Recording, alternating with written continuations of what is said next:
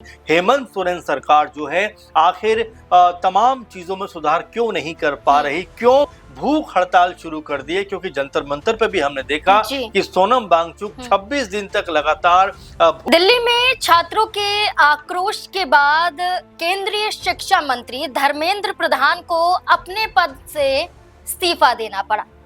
लेकिन क्या यही आक्रोश के बाद झारखंड के मुख्यमंत्री हेमंत सोरेन को भी अपना इस्तीफा सौंपना पड़ेगा? मामला वही है जहां एक तरफ दिल्ली में नीट पेपर लीक को लेकर लगातार छात्रों का गुस्सा देखा गया, जंतर मंतर पर डटे रहे और ये कहते रहे कि शिक्षा में बदलाव करना है, व्यवस्था में बदलाव करना है और सबसे पहले अपना जो जिम्मा है, जो दायित्व है वो निभाते हुए धर्मेंद्र प्रधान को अपने पद से इस्तीफा दे देना चाहिए। ऐसा हुआ, इस्तीफा दिया गया, शिक्षा मंत्री का पद धर्मेंद्र प्रधान ने छोड़ दिया। लेकिन अब झारखंड में मांग हो रही है कि हेमंत सोरेन भी वही काम कर रहे हैं।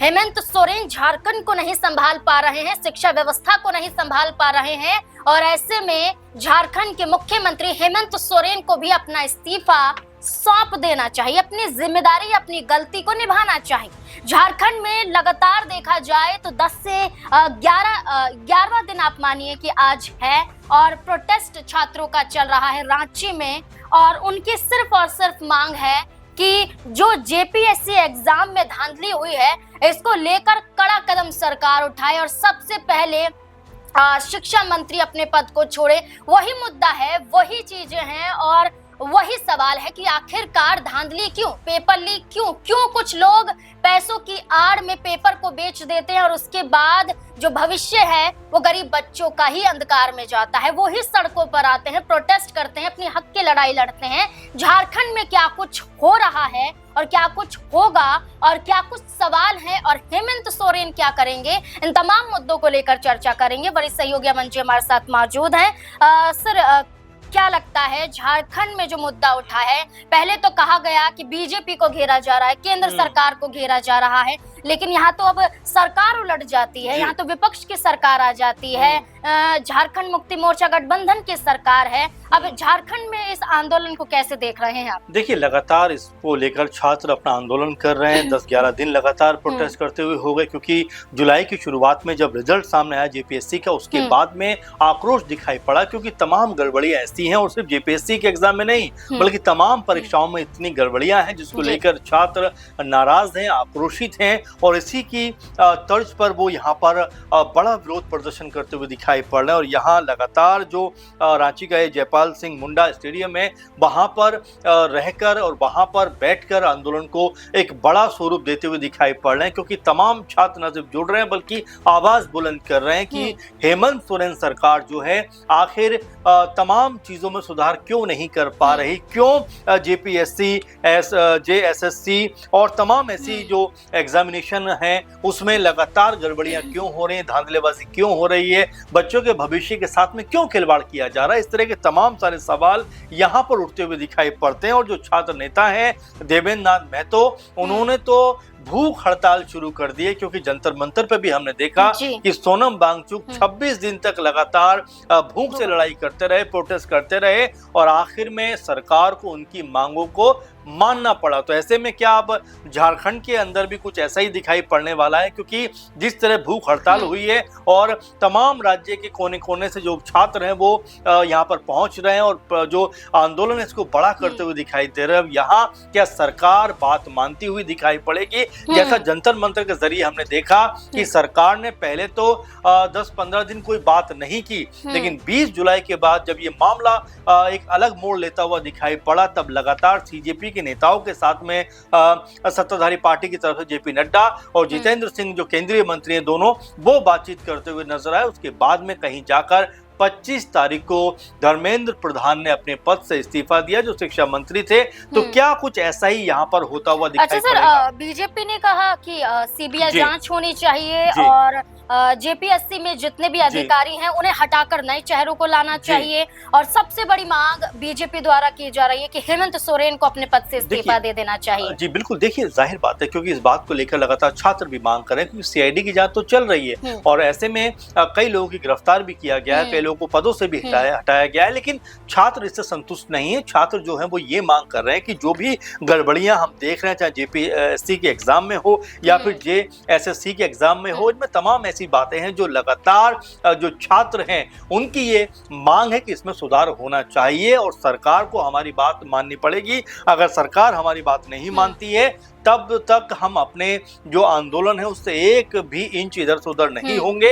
यानी सरकार को हमारी बात माननी ही पड़ेगी और उसके बाद जाकर हम अपना आंदोलन खत्म करेंगे। और यहाँ पर देवेंद्र नाथ महतो जिस तरह से अपनी भूख हड़ताल कर रहे हैं और सरकार से लगातार ये मांग कर रहे हैं कि जब तक सरकार उनकी मांगों को पूरी नहीं करेगी, मानेगी नहीं, तब तक अपनी भूख हड़ताल भी वो खत्म नहीं करेंगे। अब जिस तरह जंतर मंतर पे हमने देखा कि शुरुआत में बहुत कम लोग थे, लेकिन धीरे धीरे ये आंकड़ा बढ़ता चला गया। ऐसा ही कुछ यहाँ पर भी देखने को मिल रहा है, क्योंकि अब जिस तरह सोशल मीडिया के जरिए ये खबर फैल रही है समूचे राज्य में, तो बहुत सारे छात्र जो हैं अब यहाँ पर जो जयपाल सिंह मुंडा स्टेडियम वहां पर दिखाई पड़ रहे हैं और सरकार के खिलाफ मोर्चा खोलते हुए नजर आ रहे हैं। बिल्कुल, जिस तरह दिल्ली में छात्रों द्वारा एक बड़ा प्रदर्शन किया गया, संसद कूच करने की बात की गई और जिस तरह से छात्रों को रोका गया, आंसू गैस के गोले दागे गए, लाठियां बरसाई गई, वो तस्वीरें सबकी आंखों में अभी भी कैद हैं। वो मंजर भूले नहीं है वो छात्र। अब झारखंड में भी ये कहा जा रहा है कि 6 अगस्त को विधानसभा का घेराव किया जाएगा